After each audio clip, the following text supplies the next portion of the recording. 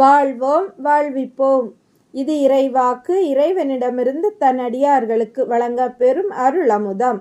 ஒன்றாம் அருளமுதம். வாசம் வாக்கு 1. நான் உங்கள் மத்தியில் வாசம் செய்கிறேன். அன்பு கண்களை கொண்டு என்னை தரிசியுங்கள். ஆரவாரத்தை அப்புறப்படுத்தினால் மட்டுமே நீங்கள் அமைதியை ஸ்பர்சிக்க முடியும். வாழ்வோம் வாழ்விப்போம். இறைவனை தரிசித்த சித்தர்கள்.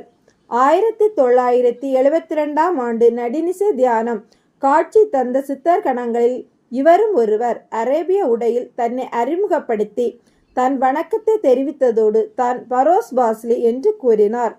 கூடுவிட்டு கூடுபாயும் வித்தை, உடலை மறைக்கும் வித்தை போன்று அட்டமா சித்தி கைவர பெற்றிருந்தார்.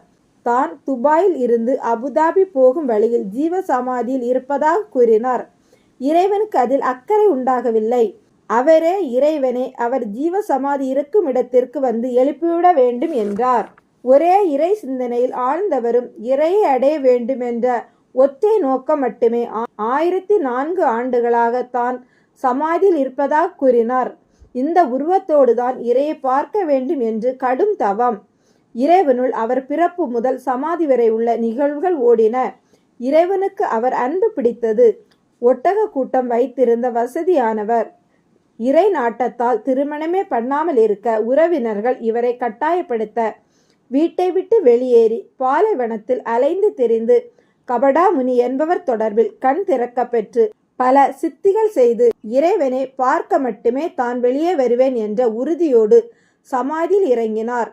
இவர்கள் நண்பர்கள் 3 பேர் இதை உறவினர்களிடம் தெரிவிக்க வெகுண்ட உறவினர்கள் சமாதியை தோண்டி எழுப்புவோம் என்று திரள மிக பெரிய சுழல் காற்று அடித்து அத்தனை பேரையும் உரு தெரியாமல் ஆக்கியது.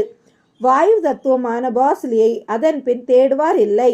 1972இல் இறைவனின் காட்சியில் அவர் வரலாறு வெளியிடப்பட்டது.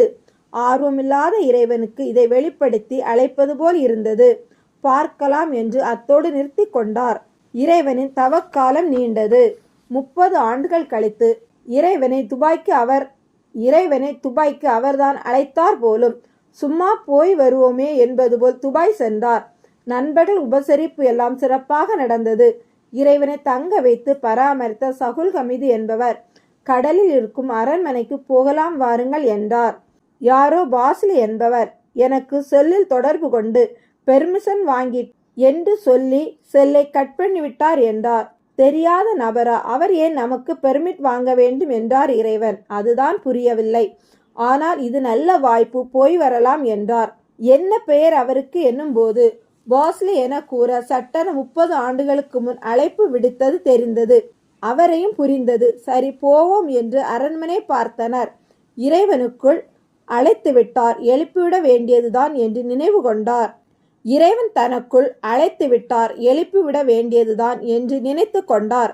மறுநாள் அபுதாபி போகலாம் என்று சகுல் ஹமீது புரோகிராம் போட்டார்.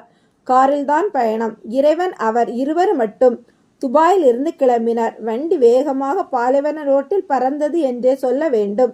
இறைவனும் நினைவுதான். துபாயில் இருந்து அபுதாபி போகும் சாலையில் தானே சமாதி என்ற எண்ணத்தோடு காரில் தியானத்தில் ஆழ்ந்தார். 1 மணி நேர பயணத்திற்கு பின் திடீரென ஜன்னல் கண்ணாடியில் பார்த்தார். ஒரே ஒரு ஒட்டகம் மட்டும் நின்று கொண்டு இருந்தது. வண்டியை ஓரமாக அதன் பக்கம் ரோட்டில் நிறுத்திவிட்டு இருவரும் இறங்கினர். நல்ல வெயில், காற்று வேறு அடித்தது. ஹமீதுக்கு ஒன்றும் புரியவில்லை. ஏன் நிறுத்த கூறினீர்கள் என்றார். அந்த ஒட்டகத்தை காட்டி அதை பார்க்கத்தான் என்றார். சிரித்தபடி இங்கே நிறைய ஒட்டகத்தை பார்க்கலாமே, சொன்னால் கூட்டிட்டு போறேன் என்றார். இறைவனுக்கு அது ஒட்டகம் இல்லை, பாஸ்லி என தோன்றியது. அவரை பார்க்க சொன்னார். பார்த்தார். ஒட்டகம்தானே என்றார். இறைவன் உற்று பார்த்து கொண்டே நின்றார். ஒட்டகம் பரோஸ் பாஸ்லியாக மாற இறைவன் கண்கள் அவரை ஆசிர்வதிக்க சகுல் ஹமீது ஒட்டகத்தை காணோம் என்றார். நன்றாக பாருங்கள் என்றார் இறைவன். பிராமிசா காணவில்லை, அங்கேதானே நின்றது என்றவர் ஐயம் தீரவே இல்லை. பரோஸ் பாஸ்லி தன் உருவத்தை இழந்து கொண்டிருந்தார். உருவத்தோடு பார்க்க வேண்டும் என்று அவர் தவம் பலித்தது. இறைவனை துபாய்க்கு பயணிக்க வைத்தது. இறைவனை தரிசித்த சித்தர்கள் பெயரில் பரோஸ் பாஸ்லி பெயரும் சேரும். வாழ்வோம் வாழ்விப்போம்.